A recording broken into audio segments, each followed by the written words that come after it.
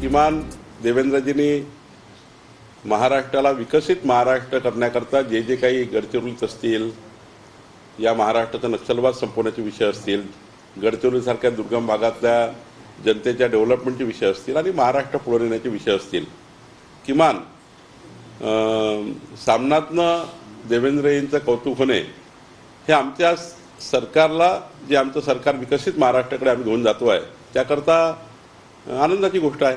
आणि देवेंद्रजींनी यापूर्वी अनेक निर्णय असे घेतले आहेत, तेव्हाही आम्ही सामना अभिनंदन करलं अशी वाट बघितली होती. पण ठीक आहे, उशिरा केलं त्याबद्दल धन्यवाद आहे सामनाचे.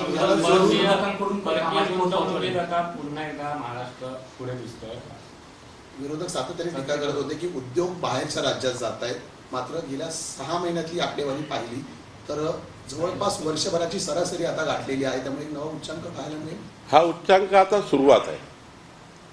जसं जसं समोर जाईल सरकार, देवेंद्रजींचा कार्यकाळ पुढं जाईल, 100 डेज आपण जे म्हणतो आहे सरकारचे, तो कार्यकाळ जेव्हा संपेल 100 डेजचा, त्या दिवशी तुम्हाला अजून काही वेगळं दिसेल.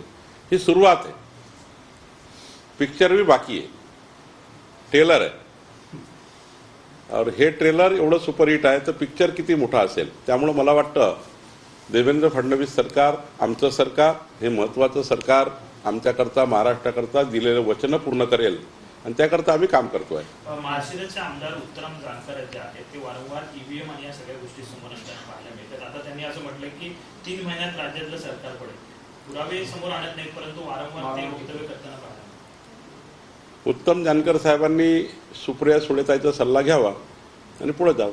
सर, बीड प्रकरणानंतर बजरंग सोनवणे जे खासदार आहेत त्यांनी प्रतिक्रिया दिली. ते म्हणाले हा जो तपास आहे ना तो इतर राज्यांमध्ये द्यायला हवा, महाराष्ट्रात इतर जिल्ह्यात. असं आहे की मी कालही सांगितलं की अशा घटनाचं राजकारण फार होऊ नये. हे मान्य आहे की फार गंभीर घटना आहे, न पटणारी आहे, माणुसकीला काळीमा फासणारी आहे.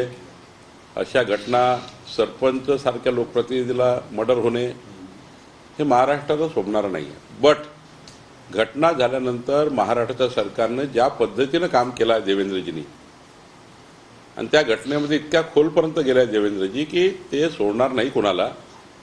त्यामुळं आता पॉलिटिकल इंटरव्हेन्शन खूप जास्त करून तिथे जाणारे लोक ज्या पद्धतीने मीडियामध्ये बोलतात, एक दिवसाकडे जातात, सहानुभूती मिळतात, वापस येतात.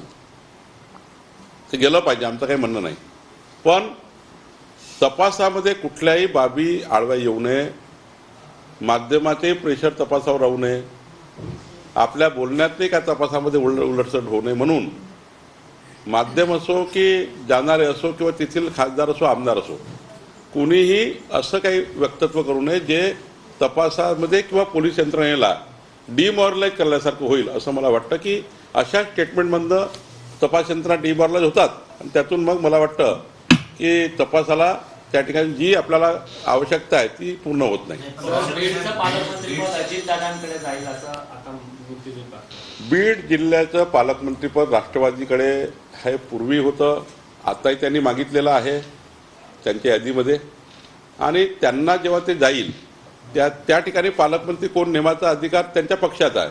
त्यामुळं त्या पक्षाने निर्णय करायचा आहे. पक्षानंतर शरद पवार आणि भुजबळ जे आहेत ते एकाच मंचावर आहेत, त्यामुळे पुन्हा राष्ट्रवादी दोन्ही एकत्र येईल असं सगळ्या चर्चा सुरू झाली. नाही, मी आधी सांगितलं, कालही सांगितलं की मनभेद नसलेला महाराष्ट्र हवा आहे. आम्ही तरी वेगवेगळ्या पक्षात काम करतो, काँग्रेसमध्ये काही लोक आहेत आमचे, त्या ठिकाणी आम्ही राष्ट्रवादीमध्ये आहेत, ते जरी आमच्या विरोधी पक्षात आहे, ते आमच्यात मनभेद ठेवू नये. आपल्याला इतर राज्यासारखं वागायचं नाही आहे. मतभेद नक्की आहे, मतभेद आहेत, त्यांच्या पक्षाचा विचार वेगळा आहे, आमचे विचार वेगळे आहे, पण मनभेद एवढे होऊ नये की आपण या महाराष्ट्राची जी संस्कृती संस्कार बिघडत जाईल. या महाराष्ट्राचे संस्कार संस्कृती कायम राखणे आमची जबाबदारी आहे.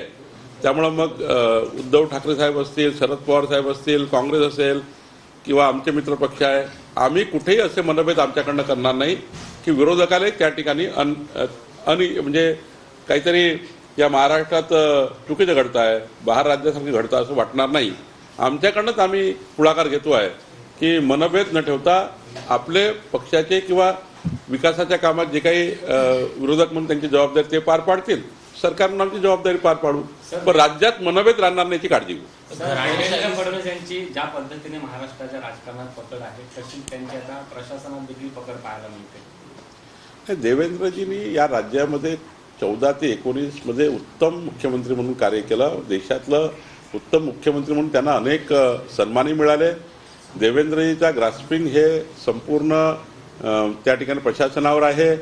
जनतेची नाडी ओळखणारा, म्हणजे धुळ्यातल्या जनतेला काय आवश्यकता आहे, गडचिरोलीच्या जनतेची काय डिमांड आहे, या संपूर्ण त्यांच्या प्रवास आणि संवादामध्ये ते देवेंद्रजींनी त्यांच्या पॉलिटिकल आयुष्यामध्ये म्हणजे मुख्यमंत्री होण्यापूर्वी आणि मुख्यमंत्री झाल्यावरही ज्या पद्धतीनं महाराष्ट्राचा प्रवास आणि संवाद केला आहे, जेव्हा प्रवास आणि संवाद करतो नेता तेव्हा त्यांना कळतं महाराष्ट्राची नाडी काय आहे. देवेंद्रजीचं खरं काय आहे, त्यांनी संपूर्ण राज्यभर अनेक वेळा प्रवास केला आणि त्यातनं जी महाराष्ट्राची नाडी त्यांनी ओळखली त्यावर त्यांनी प्रशासनामध्ये चांगली पकड मिळवली आणि आता एक उत्तम मुख्यमंत्री म्हणून खरं तर मोदीच्या संकल्पाला